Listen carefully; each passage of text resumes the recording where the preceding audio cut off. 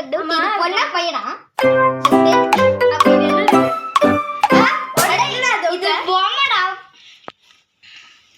போயிடுச்சு. இப்பதான் ஞாபகம் வருது, எங்களோட இடத்துல இதுக்குன்னு ஒரு தனி ஸ்டோரியே இருக்கு. அந்த இடத்துல இருந்து ஒரு பொம்மை இருந்தது. அந்த பொம்மை யாரோ இது உண்மை சம்பவம். பயப்படக்கூடாது. பயந்தனா உன்னோட கண்ணுக்கு அந்த பேய் தெரிய ஆரம்பிச்சிடும். பயப்படாத. இன்னொரு காலத்துல ஒரு பையன் இருந்தான், பொண்ணு இருந்தான். அவ அவளோட பர்த்டே அப்போ என்னமோ ஒரு ஐஸ் கட்டிக்குள்ள போய் விழுந்துட்டா. அதனால அவ இறந்துட்டா. அதனால அவங்க அப்பா எல்லா ரிச்சுவலும் பண்ணி இந்த பொம்மைக்குள்ள எல்லாத்தையுமே அனுப்புனாங்க.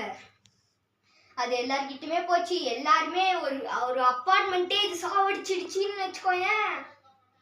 நிஜம். அப்புறம் அது எங்கேயுமே போகாம ஒரு சிலைக்குள்ள ஒதுக்கி வச்சுட்டாங்க. அந்த இடத்துல போனாலே அந்த பொம்மையை பார்க்காம யாருமே வந்தது. நான் அந்த பொம்மை 5 தடவையும் பார்க்கறேன். ஆனா இது வந்துருச்சு.